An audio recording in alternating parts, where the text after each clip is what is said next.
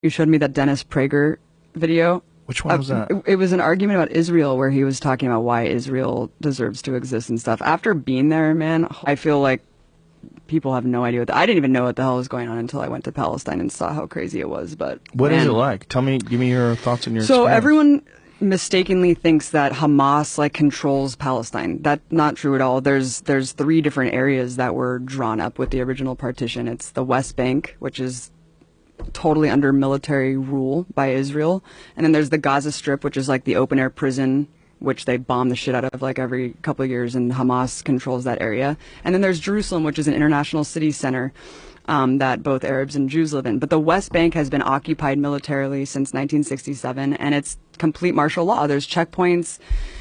All political parties are illegal. You can't, having a gun is like the least of it. You can't hold a flag. You can't belong to a political party if you're a Palestinian. You just have to sit there and submit. And even if you share a photo of someone who was like killed by an Israeli soldier, you go to jail, and you go to jail for the amount of like months that, what? Yeah, based on the shares and likes of the photo, they'll penalize you more and put you in prison for longer and longer. I mean, I'll just tell you one story. If you put a photo on social media, like you put of someone who on Facebook, died, and they'll be like, you're sharing a martyr and inciting people to like commit suicide, like on behalf of Palestinians, you go to jail, and they put them in jail. There's 99.7% conviction rate. Kids are tortured. Kids are in prison. It is absolutely insane. We went to, the first day that we were there, we went to a funeral of some guy, some farmer who was shot by Israeli forces, and we went to the funeral. It was horrible. You know, all the women are wailing and crying, and as we're leaving, the Israeli forces had set up a checkpoint right outside of this dude's house and started tear gassing and shooting rubber bullets like at people who were simply attending the funeral, just to punish people for attending the funeral. We went to another girl's house named Aya, who got shot in the vagina for peacefully protesting at some protest, and they shot 200 people that day. One guy next to her died, another guy was paralyzed. They have a policy called shoot to cripple, where they shoot guys in the dicks. Yeah. Oh, it is fucking nuts, man. The West Bank is no joke. I thought that I was going to die several times. We were at this checkpoint going through Calandia, and there was this old man walking, like clearly drunk or something, and kind of like walking a little bit toward the checkpoint. They started shooting at him. Bullets are ricocheting off the thing.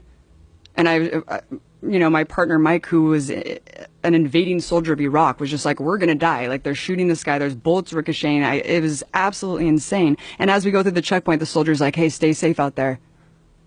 And I was like, yeah, when you guys are arbitrarily shooting people. And the person who was driving us had just told us that a couple months prior to that, some woman, Palestinian woman, because you can't go to Jerusalem. Like, if you're Palestinian, there's like barely any Palestinians who are even allowed to go pray at the most holy site, the Dome of the Rock in Jerusalem. You can't go to the beach. You're just completely constricted in a prison, and you can't travel. And he was just telling us that months before we went through this checkpoint, someone was going through the checkpoint because they got a permit to go into Jerusalem, which is like a lifetime golden ticket, like Willy Wonka.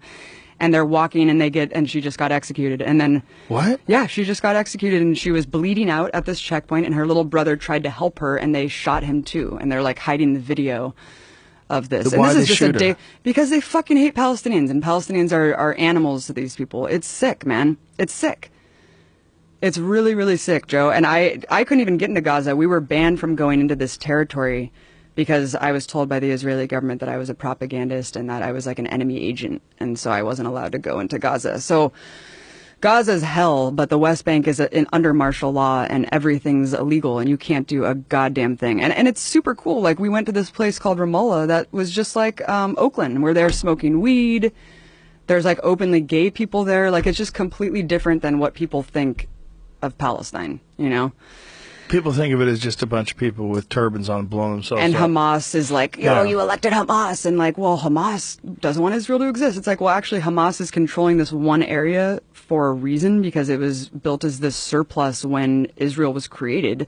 Millions of refugees were put miles away from the homes that they were ethnically cleansed from and put into refugee camps in Gaza. And when the Israeli military wanted more and more land, by the way, all settlements in Israel are illegal. All of them are illegal in the West Bank, but they just keep creating more and more and more. And we would go to these villages of just Arab people living in these villages, and the settlers will come. You have to be a fanatical fucking asshole to move from California to an Arab village in Palestine and set up a goddamn tractor trailer and just live on top of their home. And they can have giant machine guns. They can firebomb you, they can shoot you, they can beat you up. They're protected by the state. You can go with a tractor trailer, set up a home. The state immediately runs a water line, a power line, and a military outpost to protect you. And the Arabs are just sitting there waiting to get killed or attacked. It's absolutely insane. And the way home demolitions work are insane too, because like they either deliver a piece of paper with a rock over it, and they're like, here, if you find it, good for you, and if you don't, then you're screwed. And that's if you're lucky. If you're not lucky, your home will be invaded by settlers, and you'll be forced out of your home. There's videos of this all over the internet of like groups of settlers going and literally taking over Arabs' homes, and then they just are forced out. It's crazy, man. It's completely way crazier than I ever could have imagined. How long were you over there for? A month. Whoa. Yeah.